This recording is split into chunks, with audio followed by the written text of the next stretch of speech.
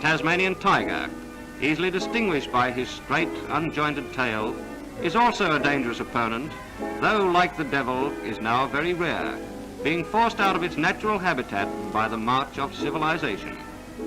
This is the only one in captivity in the world. The Tasmanian tiger. We all know and love this poor, precious marsupial puppy, but there are actually many, many more thylacinids than you'd think.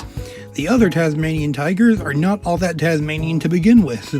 They lived on the mainland during the Miocene epoch, the time right before the much more famous Pleistocene epoch, which included the Ice Age, the time when the modern thylacine showed up 2 million years ago. All of these relatives are, of course, extinct. The only one we know as the Tasmanian tiger, Thylacinus cynocephalus, the dog-headed pouch dog, would live on to unfortunately meet humans.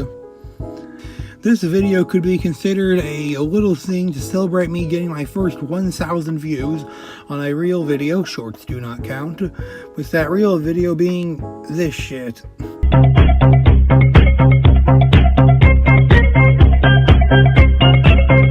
Anyways, the other members of the Thylacinidae family you've never heard of.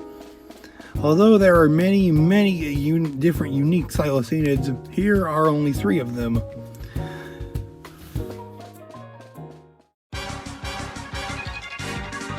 Thylacinus potens means the powerful thylacine. It's a name it lived up to by having much stronger jaws. So strong, in fact, they're the only thing we know the species from. From this one jawbone alone, we can tell that potens was slightly bigger than Cynocephalus. The snout was more robust to manage a stronger muscle-packed bite. From this anatomy, we can infer that it was more of a scavenging animal, like a marsupial hyena.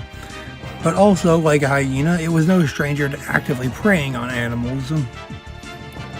But at the same time period, the giant non-Tasmanian devil, could you have given it any harder of a name to read? The mainland devils were also running around this time period, most likely serving the hyena type niche as well.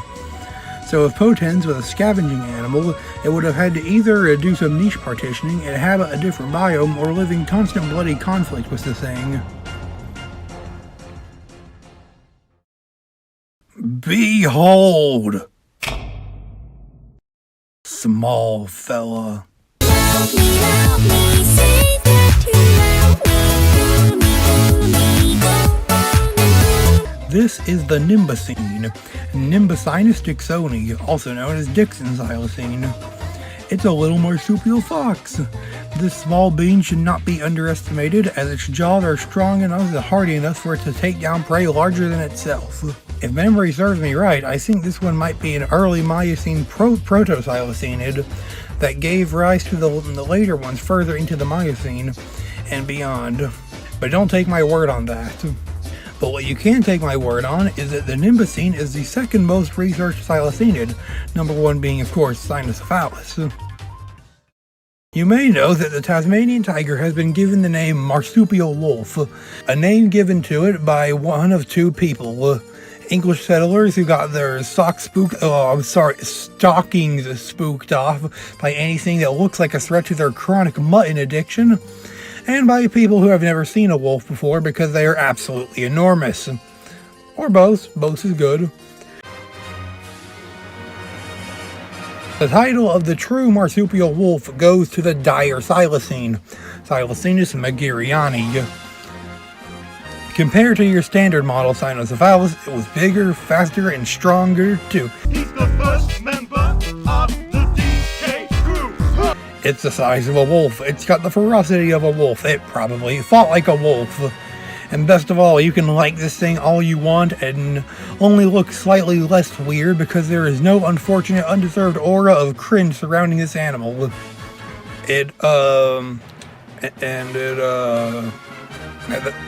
That's actually about it.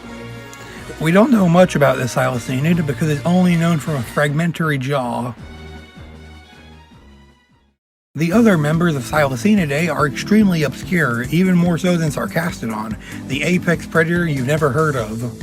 Not a single member of Thylacinidae has any pop culture appearances, with the obvious exception of Cynocephalus having many, or at least not any that I know of in regards to the other ones. And that's it for this video. There are actually many more thylacinids, as I said before, like the one that was identical to Cynocephalus but lived several million years prior to its existence, or another one that lived in the trees. The art in this video was made by Q2CK and commissioned by me. Let me know if I should continue this series and go over the other members of the Thylacinidae family. If there are any more obscure prehistoric animals you want me to talk about, you can leave a suggestion in the comments. Like, subscribe, and comment chicken booty with underwear sauce if you made it this far in the video. Bye.